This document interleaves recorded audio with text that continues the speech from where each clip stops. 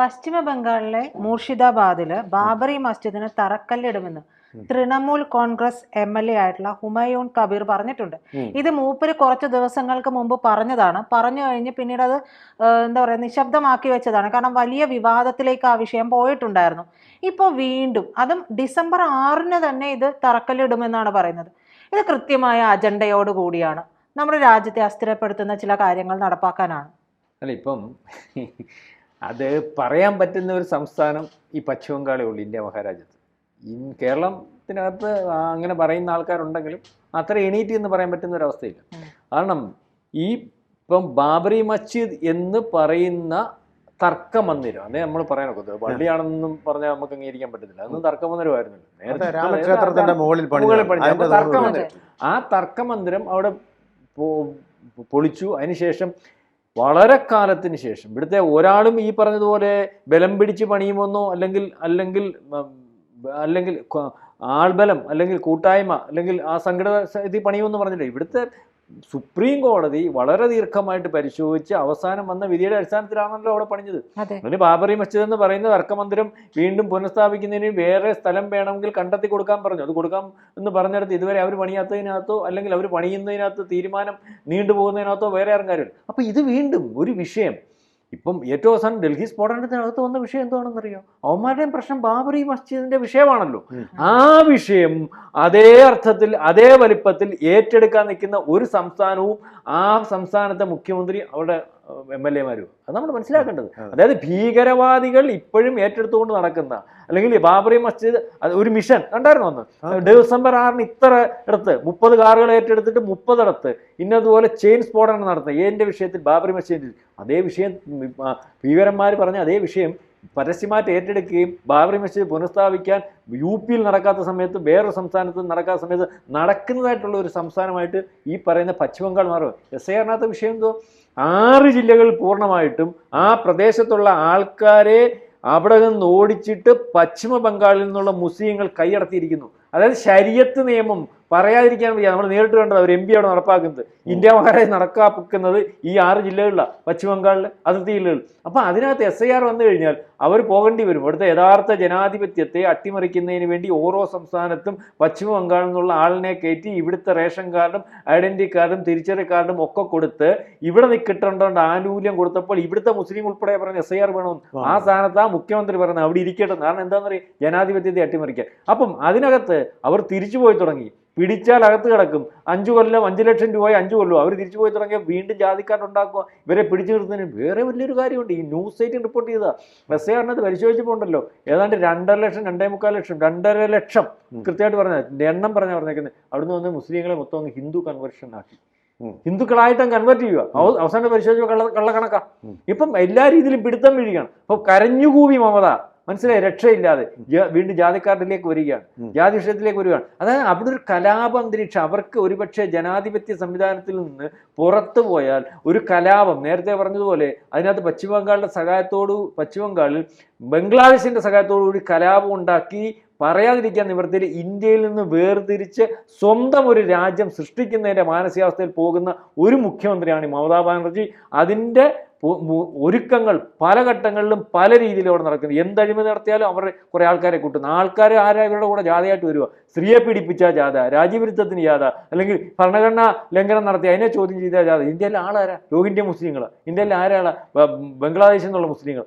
അതേ രീതിയിലൊക്കെ ഒരു കലാപന്തരീക്ഷം, ഒരു ജനാധിപത്യ കോടതി വിധികളെ വെല്ലുവിളിക്കുക, അട്ടിമറിക്കുക. എന്ത് നടപ്പാക്കിയാലും എൻ്റെ അടുത്ത് നടപ്പാക്കത്തില്ല. ഇപ്പം ഇത് നടപ്പാക്കത്തില്ലെന്ന് പറഞ്ഞാൽ നമ്മുടെ ഇതുണ്ടല്ലോ നേരത്തെ മുസ്ലിങ്ങളുടെ സ്വത്തിന്റെ ഒരു വഖഫിന്റെ ഇപ്പോൾ നടപ്പാക്കിയല്ലോ.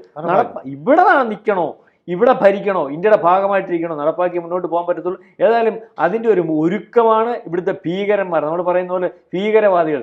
ഈ പറയുന്ന 2.5 നമ്മുടെ ആഭ്യന്തരമന്ത്രി പറയുന്ന ശത്രുക്കൾക്കകത്ത് 0.5 വരുന്ന ഏറ്റവും പ്രധാനപ്പെട്ട ശത്രുക്കൾ ആയിട്ട് നിൽക്കുന്നതാണ് ഇവര്. അതായത് ആഭ്യന്തര ശത്രുക്കൾക്ക് ആക്കം കൂട്ടുന്നതിന് ജനാധിപത്യത്തെ അല്ലെങ്കിൽ ഒരു മുഖ്യമന്ത്രി കസേര വരെ ഉപയോഗിക്കുന്ന ഒരു സ്ത്രീയായിട്ട് നമുക്ക് ഇവരെ കാണും. ബംഗാളിൽ തൃണമൂൽ കോൺഗ്രസ് വിചാരിച്ചാൽ ഇതും ഇതിനപ്പുറവും നടക്കും. നമുക്കറിയാമല്ലോ, നമ്മുടെ ഓർമ്മകൾ അത്രയൊന്നും പഴയതല്ലല്ലോ. ഷാജഹാൻ ഷെയ്ഖ് എന്ന് പറയുന്ന തൃണമൂലിൻ്റെ ഒരു നേതാവ്, അദ്ദേഹം തന്നെയാണ് ഒരു ജില്ല മുഴുവൻ ഒരു ഷെയ്ഖിനെ പോലെ ഭരിച്ചുകൊണ്ടിരുന്നത്. അദ്ദേഹം എന്താണ് ചെയ്തുകൊണ്ടിരുന്നത്? അവിടെ ആ ഗ്രാമത്തിലെ സുന്ദരികളായ സ്ത്രീകളെ എല്ലാം വൈകുന്നേരം ആകുമ്പോൾ ഇദ്ദേഹത്തിൻ്റെ വീട്ടിൽ കൊണ്ടുപോയി കാണിക്ക അർപ്പിച്ചു. പ്രത്യേകിച്ചും ഹിന്ദു സ്ത്രീകൾ. ഹിന്ദു സ്ത്രീകളെ, സിന്ദൂരമുള്ള സ്ത്രീകളെ അങ്ങേർക്ക് വേണ്ടത്. ഭർത്താക്കന്മാരെ എതിർത്ത് കഴിഞ്ഞാൽ അവരെ പിടിച്ച് മാറ്റിയിടും, കെട്ടിയിട്ടിട്ട് ഇദ്ദേഹത്തിൻ്റെ ഗുണ്ടകൾ എന്ന് പറഞ്ഞാൽ തൃണമൂൽ കോൺഗ്രസ്സുകാർ തന്നെ പച്ചയായിട്ട് അവർ വീട്ടിൽ കൊണ്ടുപോയി കാഴ്ചവെക്കും. ആ കലാപരിപാടി ഏറെക്കാലം തുടർന്ന് അവസാനം ഈ സ്ത്രീകൾ തന്നെ സഹി കെട്ടിട്ട് പരാതി കൊടുത്തു. BJP അവരെ പിന്തുണച്ചു. അങ്ങനെയാണ് ഈ ഷാജഹാൻ ഷെയ്ഖ് ഇന്ന് ജയിൽ അഴികൾക്കുള്ളിൽ കിടക്കുന്നത്. അവരെ അവസാന നിമിഷം വരെ ആ മനുഷ്യനെ പാർട്ടിയിൽ നിന്ന് പുറത്താക്കാതെ ഇപ്പോഴും പാർട്ടിയുടെ മെമ്പറായിട്ടിരിക്കുന്ന ആളാണ് അദ്ദേഹം. അപ്പോൾ അവിടെ പിന്നെ എന്ത് സംഭവിച്ചു? നമ്മൾ ഈ രാഹുൽ മാങ്കൂട്ടത്തിൻ്റെ കാര്യമാണ്, 4-5 സ്ത്രീകളുടെ കാര്യമാണ്. ഇത് ഗ്രാമത്തിലെ ഹിന്ദുക്കളായ സ്ത്രീകളെ മുഴുവനാണ് കാലങ്ങളായിട്ട് ഇയാൾ പീഡിപ്പിച്ചുകൊണ്ടിരുന്നത്. എന്തേ CPM ഒന്നും വേണ്ടിയിട്ടില്ല, കോൺഗ്രസ് ഒന്നും വേണ്ടിയിട്ടില്ല, BJP മാത്രമാണ് തീർത്ത് പറഞ്ഞത്. ഒന്നത്. രണ്ടാമത്തെ ഈ ഹുമയൂൺ കബീർ എന്ന് പറയുന്ന തൃണമൂൽ MLA ഒരു വിവരവുമില്ല എന്നുള്ളതിൻ്റെ ഉദാഹരണമാണ്. ബംഗാളിൽ അദ്ദേഹം ബാബറി മസ്ജിദ് സ്ഥാപിക്കുമെന്ന് പറയും. ഒന്നാമത്തെ കാര്യം. ആരാ ഈ ബാബർ? ഈ പള്ളി സ്ഥാപിച്ച ബാബർ ആരാ? ഇവൻ്റെ അമ്മായിയപ്പനോ? അവനെ അറിയാൻ ചെന്നിട്ട് ചോദിക്കുക, ഹുമയൂൺ കബീറിൻ്റെ അമ്മായിയപ്പനാണോ അതോ അമ്മാവനാണോ? ആരാത്? വിദേശത്തു നിന്ന് ഇന്ത്യയെ ആക്രമിക്കാനും കൊള്ളയടിക്കാനും വന്ന ഒരു അക്രമി. ഇയാളുടെ അമ്മാച്ചനൊന്നും അല്ലാതെ ഇന്ത്യയുടെ ശത്രു ബാബർ, ഗസ്നി, ഗോറി ഇവരെല്ലാം ഇന്ത്യയുടെ ശത്രുക്കളാണ്. അധിനിവേശത്തിന് വന്ന അലക്സാണ്ടറെ പോലെ തന്നെ, മഹാനായ അലക്സാണ്ടർ, ഇയാളെ പോലെ അലക്സാണ്ടർ വന്നൊരൊറ്റ ക്ഷേത്രം വിളിച്ചിട്ടുണ്ട് ഇവിടെ വന്നിട്ട് ആക്രമണം നടത്തിയിട്ട്. വിശ്വവിജയിയായിരുന്നു, ദിഗ്വിജയ് അലക്സാണ്ടർ ചക്രവർത്തി. അദ്ദേഹം ചന്ദ്രഗുപ്ത മൗര്യനുമായിട്ട് അംബാസഡർ തരത്തിലുള്ള ബന്ധം, നയതന്ത്ര ബന്ധം സ്ഥാപിക്കുകയായിരുന്നു. മനസ്സിലായോ? സെലൂക്കസ് എന്ന് പറയുന്ന ഒരു പ്രതിപുരുഷൻ അംബാസഡർ ഇന്ത്യയിൽ വന്നു. അതാണ് യവന സംസ്കാരം എന്ന് പറയുന്നത്. യവനൊന്നും സംസ്കാരമില്ലെന്നേ. അതുകൊണ്ടാണ് പള്ളി പൊളിച്ചത് എന്തിനാണെന്നറിയാമോ? കൊള്ളയടിക്കാൻ മാത്രമല്ല, ഹിന്ദുക്കളിൽ വിശ്വസിച്ചുകൊണ്ട് നിങ്ങൾക്കൊരു പ്രയോജനമില്ലെന്ന് കാണിക്കാൻ. രാമൻ്റെ വിഗ്രഹം അയാൾ എന്തോ ചെയ്തെന്നറിയാം? ആ പള്ളിയുടെ ചവിട്ടുപടി, എല്ലാവരും ചവിട്ടിപ്പോകാനുള്ള ചവിട്ടുപടിയിൽ കൊണ്ടുവച്ചു. രാമനെ അധിക്ഷേപിക്കാൻ, ഒരു മതത്തെ അധിക്ഷേപിക്കാൻ വേണ്ടിയിട്ട്. ഇവിടെ രക്തച്ചൊരിച്ചിലുണ്ടായില്ല. പാകിസ്ഥാനിലോ വേറെ ഏതെങ്കിലും രാഷ്ട്രത്തിലോ ആയിരുന്നുവെങ്കിൽ അവിടെ മതനിന്ദയുടെ പേരിൽ ഗംഗയിലും യമുനയിലും ഒഴുകുന്നത്രയും വെള്ളം ചോരയായിട്ട് ഒഴുകിയേനെ. അതാണ് നടന്നുകൊണ്ടിരിക്കുന്നത്. സംയമനത്തോടെ കാത്തിരിപ്പിനൊടുവിലാണ് 1000 വർഷങ്ങൾക്ക് ശേഷം അവിടെ ഒരു ക്ഷേത്രം. അതെങ്ങനെയാണ്? സുപ്രീം കോടതിയുടെ സമന്വയത്തിലൂടെ അന്ന് വന്ന് അതിനോടൊപ്പം തന്നെ ഉത്തർപ്രദേശിൽ പള്ളി സ്ഥാപിക്കാനുള്ള അനുവാദവും കൊടുത്തിട്ടുണ്ട്. ബാബറി പള്ളി അവിടെ സ്ഥാപിച്ചു കഴിഞ്ഞ് പിന്നെ ഇയാൾ എന്തിനാണ് ബംഗാളിൽ പോയി ക്ഷേത്രം ഉണ്ടാക്കുന്നത്? ഇത് എന്ന് പറഞ്ഞു കഴിഞ്ഞാൽ അവിടെ മുസ്ലിങ്ങളുടെ വോട്ട് കിട്ടാനുള്ള പ്രീണനം. അതുകൊണ്ടൊന്നും പോകുന്നില്ല. കാരണം ഈ പള്ളി എന്ന് പറയുന്നത് നമ്മുടേതുപോലെ ദർശനത്തിനുള്ള ഒരു ആരാധനയെല്ലാം അല്ല മുസ്ലിങ്ങൾക്ക്. അവർക്ക് ഈ വഴിയിലായാലും മുറിയിലായാലും എവിടെയും നിസ്കരിക്കാൻ, റോഡിലായാലും മുംബൈയിൽ റോഡുകളിൽ നിസ്കരിക്കാനുള്ള സ്ഥലമാണ്.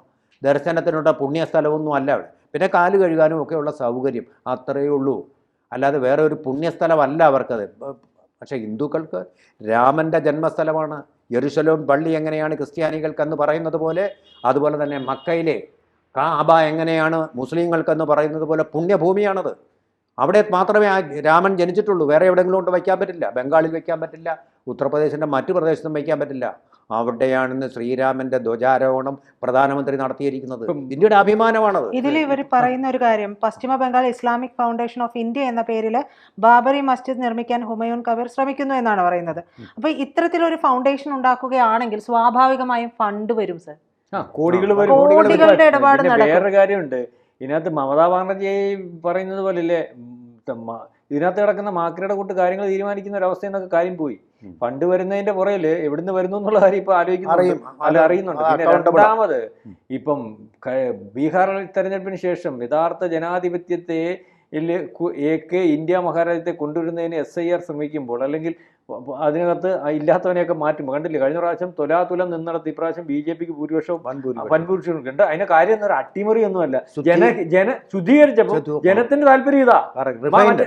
അപ്പൊ ഇതേപോലെ ഈ താല്പര്യത്തിലേക്ക് പശ്ചിമ ബംഗാളിനെ കൊണ്ടുവരുമെന്നാണ് പ്രധാനമന്ത്രി പറഞ്ഞിരിക്കുന്നത്. ആ ഒരു അവസരത്തിൽ പശ്ചിമ ബംഗാളിൽ മാത്രമല്ല ഇന്ത്യയിലുടനീളം നമ്മുടെ പറഞ്ഞില്ല ജൻസി കലാപം അല്ലെങ്കിൽ മതപരമായിട്ടുള്ള കലാപം ഉരുത്തിരിക്കുന്നതിനും അട്ടിമറിക്കുന്നതിനും വേണ്ടിയുള്ള ശ്രമത്തിന്റെ ഭാഗമാണ് ഈ ബാബറി മസ്ജിദ്. ഒരു കാര്യം ഉറപ്പാണ്, ഈ ബാബറി മസ്ജിദും പൊക്കി മമതാ ബാനർജി വന്നാൽ ഈ പറഞ്ഞ പോലെ കരഞ്ഞു കൂവി പശ്ചിമ ബംഗാളിൽ നിന്ന് ഓടേണ്ട ഒരവസ്ഥയിലേക്ക് കാര്യങ്ങൾ പോകും. കാരണം അവരെന്തൊക്കെ കാണിക്കും, എന്തൊക്കെ ചെയ്യും, ഇതുവരെ ഒരു രീതി വെച്ചിട്ട് എന്തൊക്കെ ചെയ്താലും കാര്യങ്ങൾ നടത്തി പോകുന്നതിന് വേണ്ടി തീരുമാനിച്ചിരിക്കുന്ന ഒരു ഗവൺമെന്റും ഒരു ഇലക്ഷൻ കമ്മീഷനും ഒക്കെയാണ് വരുന്നത്. SIR ആണ് ഇതിന്റെ എല്ലാം പ്രശ്നം, ബാബറി മസ്ജിദ് അല്ല. പ്രശാന്ത് പറഞ്ഞതിനെ സപ്പോർട്ട് ചെയ്തുകൊണ്ട് ഒരു കാര്യം കൂടെ പറയുന്നു, 100% ശരിയാണ്.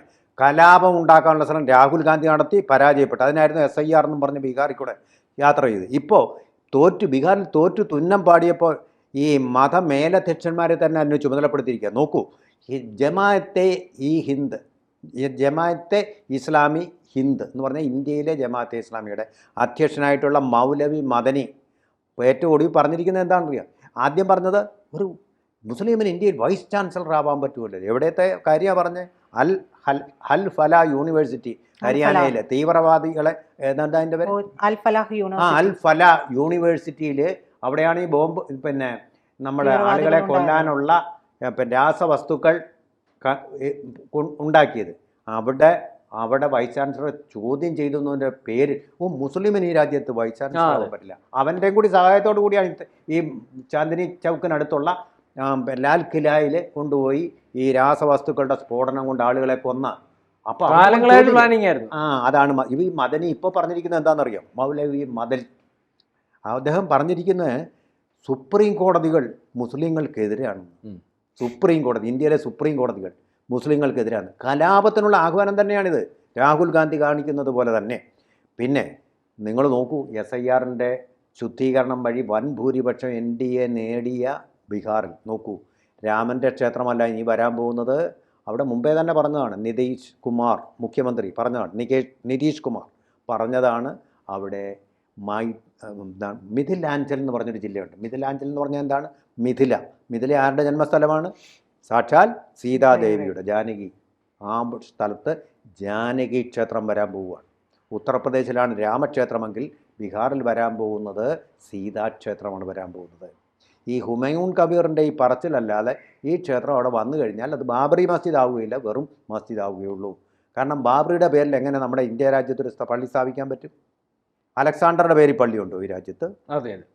ഇവിടുത്തെ കടന്നുകയറ്റക്കാരൻ്റെ എല്ലാം പേരിലൂടെ പള്ളി ഉണ്ടാക്കാൻ പറ്റുമോ? കടന്നുകയറ്റക്കാരൻ്റെ, അധിനിവേശക്കാരൻ്റെ പേരിൽ അതെന്ത് പരിപാടിയാണ്?